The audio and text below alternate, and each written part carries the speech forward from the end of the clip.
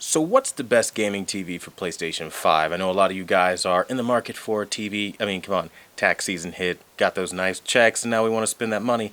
I got you. Smack like on this video, subscribe and join the journey, and let's just get straight to the point without wasting your time.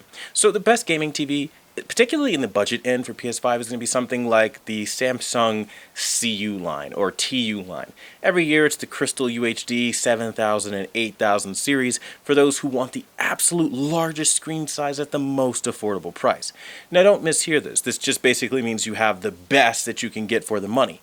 Now, again, in terms of size and things of that nature, but not color and black levels, and a little bit more of the higher end to mid-range nitpicky stuff. Now, that is important because that kind of gives you a little guide here. Now, don't get me wrong, that's what you want for, again, size. But what do we do for color and for black levels? Look no further than TCL.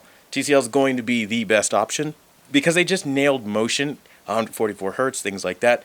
Less issues in the Hisense brand, which unfortunately, Hisense is starting to fall behind in terms of motion, with it looking smeary and smudgy. A lot of gamers report things like ghosting and other weird artifacts. Just wash your hands of it for the meantime until they can fix those issues, because they haven't, right? Now, the other aspect of this as well is, again, we're talking about the budget gamer, right? Somebody who, again, you want to take the most out of your console and put it on that TV, and that's what you're going to get. Now, the reason we start with something like the CU series is because the CU series typically tends to be more affordable, but then it also has really good input lag, and on top of the input lag, you have pretty much every real feature you could need outside of, obviously, 120 hertz, 144 hertz, things of that nature. But again, input lag, responsiveness, big screen sizes, this is going to be amazing. Now, people would kind of be put back to say maybe you shouldn't recommend these TVs because they don't have the 120 hertz, yada yada. But here's the deal. There aren't games that are locking 120 hertz, and when you get games at 120 hertz, you are sacrificing a ton in the way of picture quality, and I mean really to the point where it looks like a potato, and most people usually go back to the fidelity because they don't like that experience. Now, don't get me wrong, some gamers really do prefer the overall aesthetic and look of a smooth nature of fast, responsive frame rates over quality.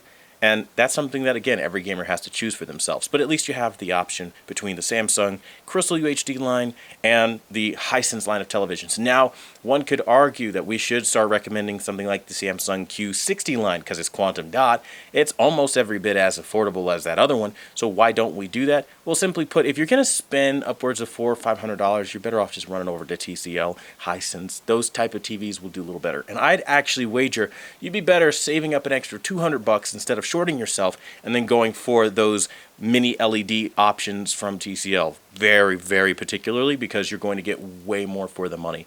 I mean, we have like a 65-inch QM8 right now that you can get for what, $1,100, $1,200? That's nothing for the kind of quality that you're getting, and that is important.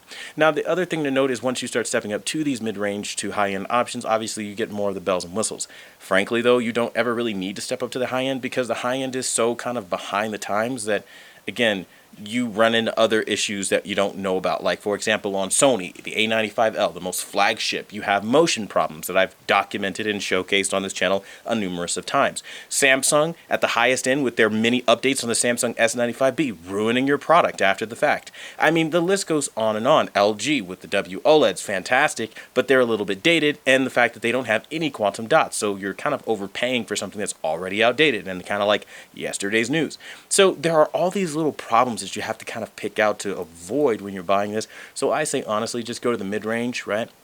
Find yourself that high-end TCL and just go with that if you don't want burn-in and things of that nature, especially, again, long gaming sessions, falling asleep during gaming. None of that is possible on OLED for substantial periods of time if you have a lot of static screens and elements, especially all you RPG players out there. But that being said, I want to know what you guys think is the absolute creme de la creme of the budget TVs. Let me know in the comments down below. And as always, I thank you guys for watching the #1 brand in honesty. Until the next video, I'll see you guys later.